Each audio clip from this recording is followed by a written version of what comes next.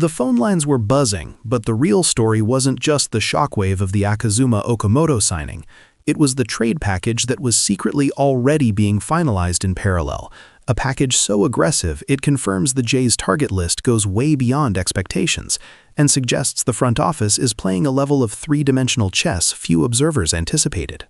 Insiders who saw the preliminary drafts described the framework as unhinged brilliance, confirming that even with Okamoto secured, two megastars are still very much in play. If your radar is locked on to the biggest off-season bombs, then you're in the right place. Welcome back to 618 Radar, where we track the explosive developments in the Jays front office, because right now, the signal strength confirms more moves incoming. We have witnessed a monumental shift in perception over the last 48 hours. When the Okamoto deal landed, a genuine Gold Glove talent who owns the Japan League, many pundits immediately assumed Toronto's big game hunting was over.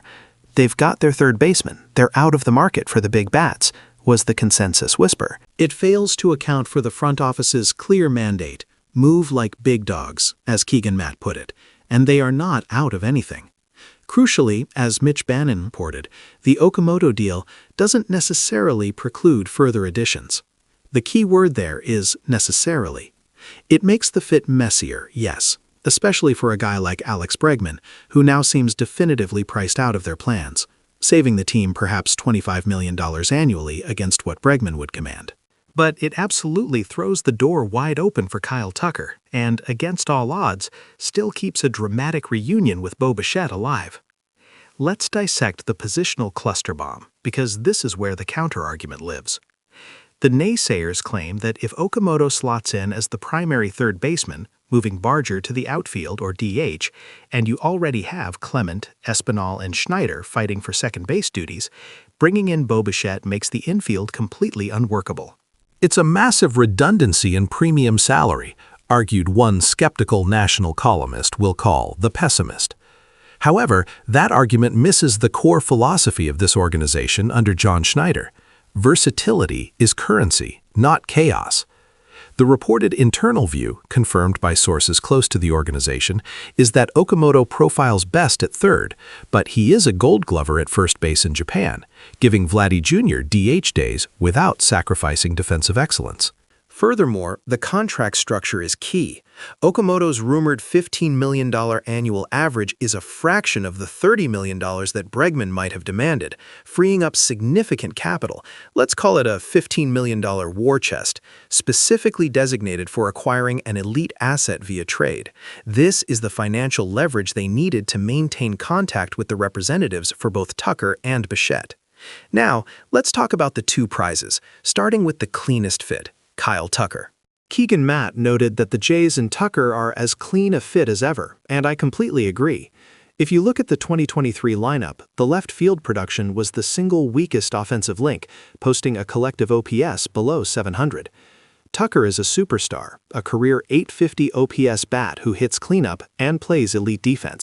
If you slide Tucker into left, you instantly create what could be argued as the best defensive outfield in baseball. Tucker, Varsho, and Barger, Kirkland, whoever.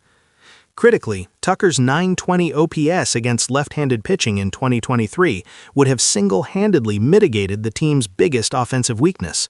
Getting Tucker solves the lineup gap, fixes the defensive gap, and requires minimal positional shuffling, perhaps just trading a minor piece like Nathan Lucas to make space. But here is where the story escalates, and where the plot twist truly comes into focus. We were told by several local outlets that the idea of a Bichette reunion made no sense post-Okamoto, primarily due to the projected second base logjam. The climax of this entire off-season drama might revolve around understanding why the Jays are still staying in touch with Bichette's camp, even if the fit seems awkward. The secret framework I mentioned earlier was not designed just to clear salary. It was designed to acquire an elite, tradable asset that could be used as the ultimate sweetener. What if the interest in Bichette isn't about him playing second base for Toronto? What if it's about acquiring an elite, controlled contract to flip immediately? Fictional but informed analyst Dana V. articulated this strategic possibility perfectly. If the Jays were to acquire Bo, it wouldn't be because they need a second baseman. It would be because they need the leverage and the specific asset that Bo unlocks in a subsequent colossal trade with a team needing infield depth, perhaps in the NL West, to acquire another top-tier starting pitcher.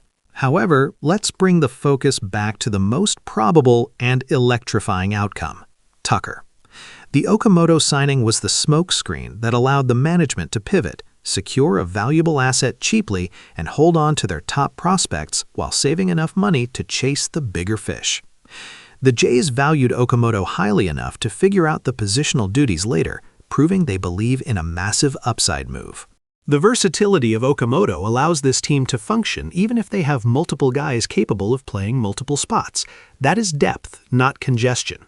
If we assume the most aggressive and logical lineup, Okamoto at third, Barger rotating in right and DH, Verso in center, and Kyle Tucker in left, this instantly creates an offense that projects to be a top 3 unit in MLB, a lineup capable of scoring over 5 runs per game consistently. This is the ultimate prize, the A+++ off-season result that fans deserve after the commitment shown last season. They are not out of the market. They are simply waiting for the price to drop just low enough to pull the trigger on a move that confirms their status as big dogs, ready to chase the World Series once again.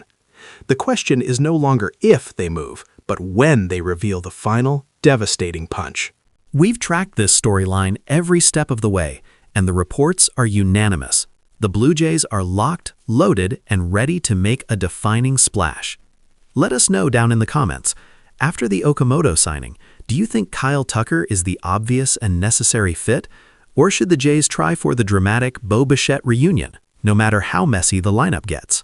Don't forget to like this video, share it with every Jays fan you know, and smash that subscribe button so your radar, right here at 618 Radar, always stays locked on to the biggest breaking news in baseball. We'll keep updating you until that big dog move drops.